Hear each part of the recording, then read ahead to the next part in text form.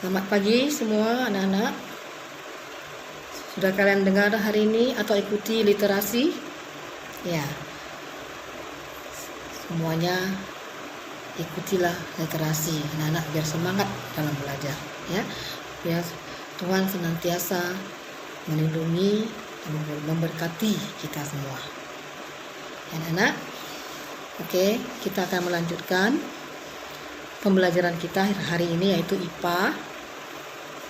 IPA kita hari ini judulnya atau materinya ada dua. Pertama, organ pencernaan pada hewan, dan yang kedua, organ pencernaan pada manusia. Nah, yang pertama kita simak dulu organ pencernaan pada hewan. Nah, hewan di sini yang dikenal yaitu hewan ruminansia. Ya, hewan ruminansia itu hewan apa, Anak? Ya, kamu bisa lihat bukunya nanti ya. Buku siswa halaman 6 ya sampai halaman 7. Nah, hewan ruminansia ini adalah kelompok hewan yang memamalia, yang biasa memakan atau memamah makanannya 2 kali ya, yang dikenal dengan hewan memamah biak. Jadi kalau dibilang hewan memamah biak itu adalah hewan yang mengunyah makanannya 2 kali. Pertama dimakan, nanti waktu senggang atau lagi duduk dimuntahkan. Bukan dimuntahkan, dikeluarkan dulu ya, dikunyah kembali sampai lembat. Nah, contoh hewan ruminansia ini ialah sapi, kerbau, rusa, domba, kambing, dan kijang yang tergolong hewan pemakan rumput-rumputan ya. Tapi kelinci tidak ya, Nak ya. Kelinci kan makan wortel ya. Nah, sistem pencernaan hewan ruminansia ini lebih kompleks ya. Di dalam mulutnya ya, mulut sapi ini ya, terdapat organ-organ pencernaan seperti gigi ya. Gigi seri berguna untuk memotong ya, makanan, dan gigi geraham mengunyah makanan. Itu kedua, lidah ya. Lidah ini berguna merengut rumput atau makanan dan mendorong makanan yang sudah dikunyah masuk ke lambung. Yang ketiga, saliva.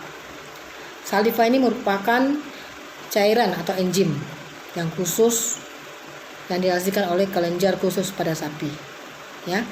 Nah, ini ada 3 organ pencernaannya. Pertama gigi, kedua lidah, ketiga saliva.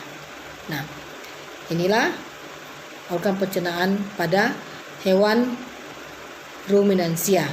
Nah, lambung pada sapi berbeda dengan lambung manusia ya. Ukurannya lebih besar. Nah, lambung sapi merupakan organ pencernaan yang sangat penting bagi sapi. Nah, lambung sapi terdiri atas 4 bagian, yaitu rumen, retikulum, omasum, dan obomasum. Jadi oleh karena itu sapi dikatakan memiliki 4 perut ya. Anak-anak nanti bisa lihat gambarnya halaman 7 buku siswa. Nah, jadi bagian-bagian dari lambung sapi itu bisa kamu baca nanti halaman 8. Apa itu rumen atau perut besar, retikulum perut jala, omasum perut kitab, abomasum perut masam ya. Kamu bisa baca lebih detailnya. Nah, itu mengenai organ pencernaan pada hewan, terutama hewan ruminansia atau hewan memamah biak yang memakan atau mengunyah makanannya 2 kali. Itu bagian materi pertama. Materi kedua kita akan pelajari mengenai organ pencernaan pada manusia. Nah ya. Nah, alat pencernaan manusia terdiri atas mulut ya, kerongkongan, lambung, usus besar, usus halus, usus besar dan halus. Ulangi, alat atau organ pencernaan pada manusia. Pertama mulut, kerongkongan, lambung, usus halus, usus besar, baru anus. Kamu bisa lihat bukunya halaman 14, yaitu buku siswa ya. Nah, sistem pencernaan pada tubuh manusia berfungsi untuk apa? Menghancurkan makanan yang masuk ke dalam tubuh, ya. Nah, makanan yang semulanya kasar dapat berubah menjadi bentuk yang lebih halus dengan bantuan gigi dan enzim. Nah, jadi di dalam mulut, rongga mulut terdapat pencernaan secara kimiawi dan pencernaan mekanis, ya. Jadi pencernaan mekanis itu menggunakan gigi dengan cara mengunyah makanan. Sedangkan pencernaan kimiawi menggunakan air ludah yang mengandung enzim ptyalin atau enzim amilase. Ya, jadi makanan dikunyah ya secara mekanis dan kimiawi ya. Kalau secara mekanis itu dengan gigi, secara kimiawi dengan bantuan air ludah. Nah, kerongkongan. Di dalam kerongkongan terjadi gerak peristaltik atau gerak meremas-remas ya untuk mendorong makanan masuk ke dalam lambung ya. Nah, lambung. Di dalam lambung berlangsunglah pencernaan secara mekanis dan kimiawi ya. Nah, usus halus terbagi atas 3 bagian ya.